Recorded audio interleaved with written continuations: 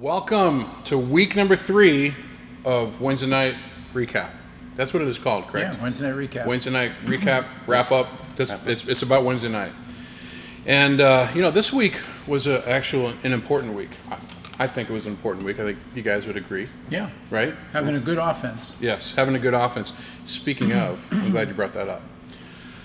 So, 10 days from today is going to be Super Bowl 55. That's right. And I don't even know what the Roman numeral. Did anybody know what the Roman numeral for like X, L, V? L1. It's got to be a V in there, right? L1V. It's 54. Isn't Yeah. It? No, it's 54. This year's 55. That would be know an that L for and a fact. V. L and a V. Yeah. Boom. Roman numerals. Yeah, 55. Know your Roman numerals, children. But anyways, hey, Super Bowl picks. So, We'll be studying Romans on Wednesday night that's sometime right. in the future. And we'll cover Roman numerals in that. But hey, you're the first pick. Super Bowl me? pick. No, not for you. Oh. To hold. Okay. Symbolically. Super Bowl pick. We got an old guy going against a young kid. Yeah. But I'm hoping Mahomes does it. Kansas City. My wife's from Missouri. Kansas City has to do it. Kansas City has to do it. That's There's my the pick. There's the pick. Pastor Brandon. As hard as it is for me to pick Tom Brady, Boo. at least he's not going up against the Giants. That's true. So I give His him kryptonite. I give him an edge, and I would like to see him do it, and then retire. He Really? should then retire. Yes, I agree. I 100% agree. He should retire. I am joining with Pastor Brandon. I'm calling it Tampa Bay. The old man, 43, is going to come through, and he's gonna win it. It's going to be a tight game, a shootout. Yeah, But definitely. age and experience will overcome youthfulness and I talent. was just going to quote that. Were It's you? a non-biblical proverb, but Yeah. age and treachery will always beat youth and zeal. Ooh, Or the way you said it was kinder. that was kinder. Well, I try to be kind when I can. But hey, good job on the picks. I don't know what your pick is. We'll Hope see you what enjoy happens. That. Hope you enjoy that game. But we're going to get to more important things, and the reason you're even here today. Pastor, talk to us about today. Yeah, a question I asked last night in Bible study was, why are we, as Christians specifically, why are we so quick to embrace toxic people?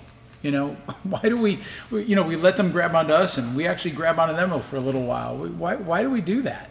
So I think in the video they use the example of the girl and her sister, and the guilt trip that she puts on the sister. You're a Christian. You're supposed to help. Yeah. And I think we begin to believe that too. Hey, I am the Christian. I should be helping, and we just get in over our heads. yeah.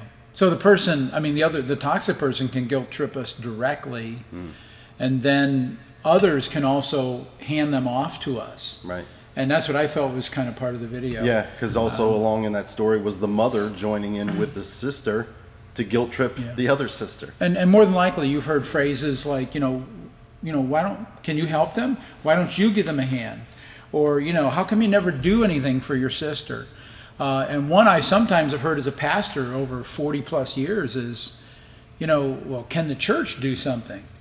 The church isn't some institution. It's a live, living organism made up of people. So, individuals can help that person. But if they're truly toxic, as we've learned from the other studies that we've had the other couple of weeks, we actually need to get away from toxic people. They're not the same as difficult people. Yeah. So, When we were talking earlier, you were talking about the challenges of even within family, because in the video it really talked about family, which is family can be very difficult, very challenging. Yeah. When you look at that scenario, and you've dealt with families, you have a family. Why is that one that's kind of a challenging aspect of that? Yeah, when he said that, I really had to think about that of walking away from a family member. That seems like last resort type of thing. But he also used the example that if you're on your way somewhere and there's trash in the road, you're not going to get out and move every piece of trash. But if there's a tire that's blocking you, you're going to get out and remove that. And we have to look at our lives that way, that we have a God-given direction that we're trying to get to. And that tire or that person is getting in our way, and we've got to remove it. But that's a challenge. That was a challenge to me about family members. I never really thought about that. and it's not just somebody getting in your way. They're actually an obstacle. They're blocking. Hindering you, Yeah. And they're hindering where you should be going. Yeah. So it's, it looks unkind, and so that eats at us as Christians, but it really isn't. We have to Well, as the title says, we have to have an offensive. We have to have some kind of offensive plan, a good offense. And I think one of the things that Gary mentioned, the easiest way to build a good offense is to just be busy doing positive stuff. Yeah. So that when someone comes to you and they try to dump one more thing on you, you legitimately, with clear conscience, can say, I can't add another thing to my schedule. Which is what, Cloud and Townsend they have a series on boundaries. Andy Stanley does one on boundaries. We have to know how to say no. Yeah. And that's hard for Christians. Yeah, and actually, Gary Thomas in the video talks about the fact that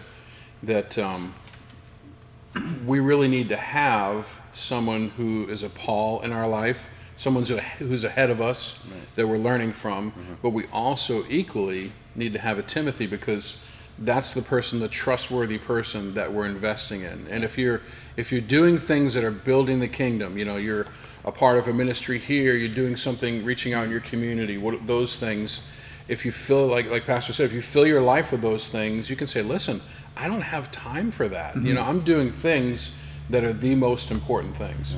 And so I think that's a hugely important thing for us to remember. So this week we've got it coming up on this coming Wednesday night. Hope you enjoyed last night. Hope you came out. You're missing out. If you don't come out, you're really missing a great opportunity. Good discussion. Yeah. Yes. And so we hope you guys have a great rest of the week. Looking forward to talking to you soon. Look forward to see you on Sunday and Wednesday. And God bless you guys. God bless. God bless.